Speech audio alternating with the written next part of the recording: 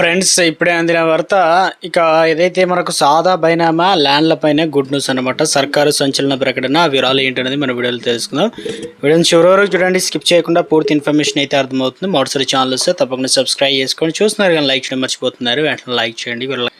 తెలంగాణలో సాదా బైనామాల విషయానికి వచ్చినట్లయితే అంటే ముఖ్యంగా సాదా బైనామాలు అనగానే తెల్ల కాగితాల మీద రాసుకున్న భూమి క్రయ విక్రయాల ఒప్పందాలు అయితే పేపర్లు ఉంటాయి కదా. అయితే రైతులకు అనేక చట్టపరమైన ఆర్థిక ఇబ్బందులు ఎదుర్కొంటున్నారు. ఎందుకంటే కాగితాలపైన రాసినవి చెల్లవు అని చెప్పేసి ఇలా.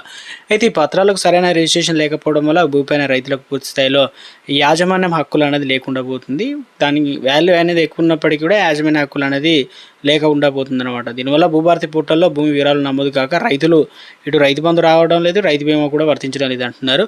సో ఇక అంతేకాకుండా బ్యాంకు నుంచి పంట రుణాలు కూడా ఈ బ్యాంకులో మాకు ఎకరం ఉంది, 2 ఎకరాలు ఉంది, లేదంటే 5 ఎకరాలు ఉంది, లేదంటే గుంట ఉంది, లేదంటే 5 గుంటలు ఉంది, ఇలా చాలా మందికి చాలా రకాల ఉంటాయన్నమాట. అయితే రైతులకు సాధ్యపడడం లేదనమాట. లోన్లు కూడా ఇవ్వడం లేదు. భూముల ధరలు పెరగడంతో పాత యజమానులు వారి వారసుల వివాదాలు దిగడం వల్ల ఇవి నాదే అంటే కొంతమంది అమ్ముకోవడం, తర్వాత మళ్ళీ కూడా మా వారసులు వచ్చారంటూ ఇది మా భూమి, మా తాతల భూమి ఇలాగా చెప్తూ ఉంటారు.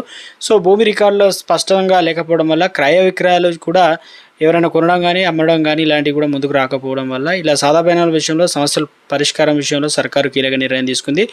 ఏం చెప్తున్నారంటే 2020 అక్టోబర్ 12 నుంచి నవంబర్ 10వ తేదీ వరకు స్వీకరించిన సాదా బైనామాల దరఖాస్తుల పరిష్కారానికి డేట్ ఇచ్చారో ఆ డేట్ వరకు గ్రీన్ సిగ్నల్ అయితే ఇవ్వడం జరిగింది. తర్వాత చేసిన మాత్రం లేవన్నమాట.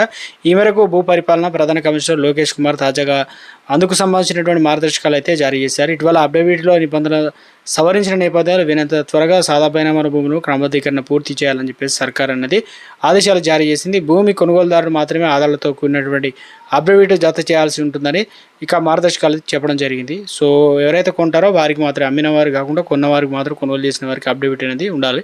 ఆర్డీఓ ఆధారాలు పరిశీలించి క్రమబద్ధీకరిస్తారు. వారికి అధికారం ఇచ్చారనమాట. ఇక 30 రోజుల్లో భూ యాజమాన్య పేరును భూభారతిలో నమోదు చేసి అభ్యంతరాలు స్వీకరించినట్లు కూడా చెప్పడం జరిగింది. ఏవైనా అభ్యంతరాలు ఉంటే క్రమబద్ధీకరణ ప్రక్రియను నిలిపేసి మరోసారి పరిశీలన కూడా చేస్తారు. సాదా బైనామాలకు అంటే అక్రమం అని తేలితే క్రిమినల్ కేసులు నమోదు చేసి సిఫారసు చేస్తున్నట్లు వెల్లడించడం జరిగింది.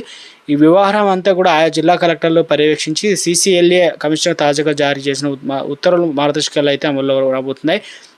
ఇక FTS సిబ్బంది సంఖ్య కుదింపు అనమాట. ఇక భూభారతి రిజిస్ట్రేషన్ ప్రక్రియలో MRO సంయుక్త రిజిస్ట్రేషన్ సహకారిగా ఉండేందుకు గాను నియమించిన ఫీల్డ్ టెక్నికల్ స్టాఫ్ సంఖ్య అనేది గతంలో ఎక్కువ ఉండే ఎవరి కారు డిపార్ట్మెంట్కి. ఇప్పుడు MROతో పాటు రిజిస్ట్రేషన్ సంబంధించిన వీరంతా కూడా టెక్నికల్ సపోర్ట్ అయితే ఉంటుంది. కాబట్టి తెలంగాణ వ్యాప్తంగా 636 మంది ఫీల్డ్ టెక్నికల్ స్టాఫ్ పనిచేస్తున్నారు. కాబట్టి 2020 నుంచి ఇప్పటి వరకు వారి పని భారాన్ని మండలాల వారీగా పరిశీలించి భూ పరిపాలన ప్రధాన కమిషనర్గా FTS సంఖ్యను కుదించారనమాట. సంఖ్యను తగ్గించారు.